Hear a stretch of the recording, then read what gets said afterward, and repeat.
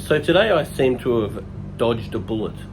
And my question to you as other business people is, have you had these sorts of experiences happen?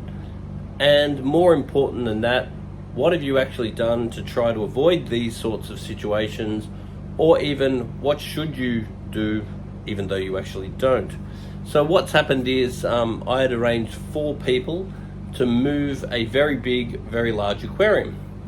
And I told him the price, and he said, no, I definitely can't pay that much. Now, the correspondence continued.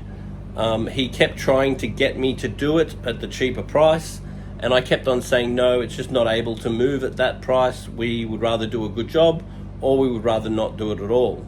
So we ended up coming to the agreement that he would have the tank all packed up, have all the corals and so forth packed away.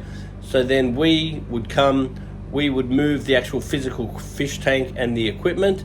Then at the other side, he would set it back up again himself.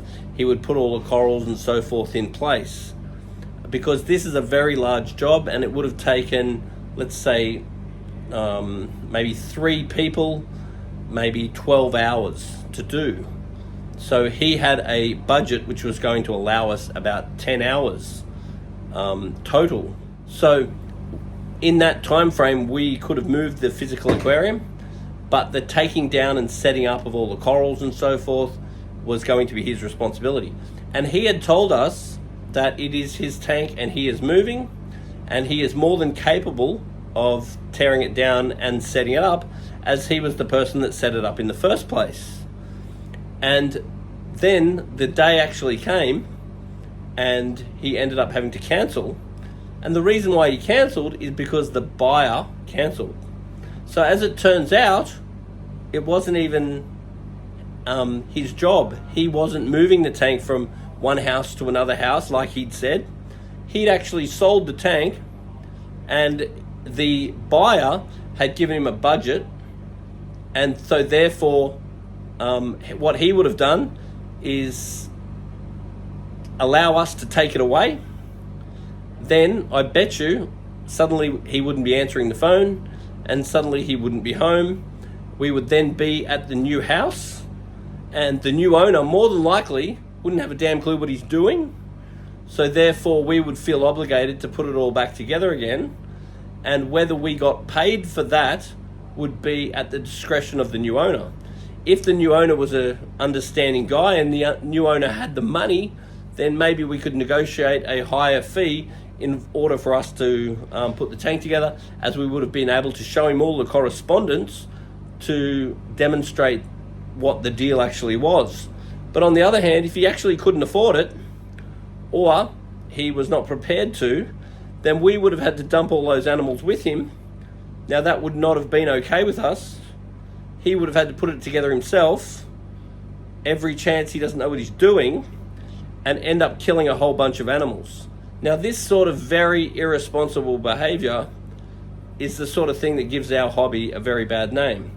Because this gentleman that bought the tank very well may have thought he know what he was doing, may have absolutely destroyed the aquarium trying to put it back together again, and that would make us look particularly bad.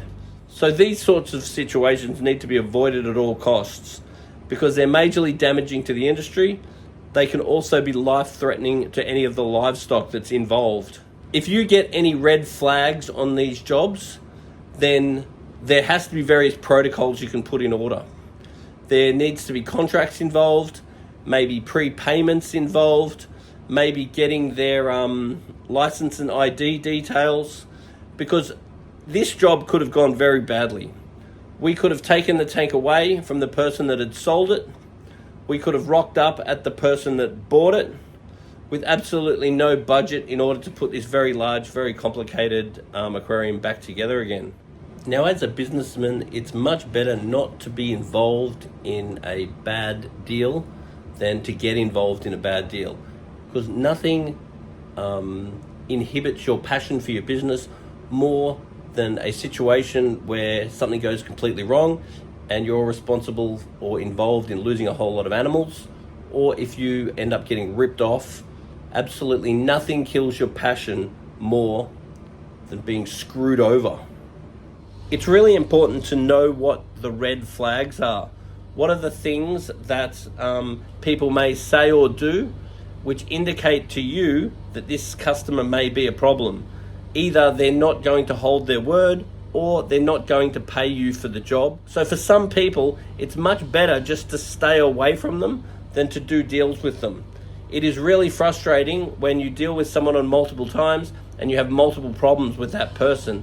Life is much easier to just not deal with that person. Over time, as you identify red flags, then you stop dealing with people that exhibit those red flags, because when you go and do jobs and you end up not getting paid or you end up having complete headaches, it's really frustrating when you had a feeling in the first place. And if you just trust your own gut that you wouldn't be in that circumstance, but you give people the benefit of the doubt and they let you down, and this absolutely kills your passion as a businessman.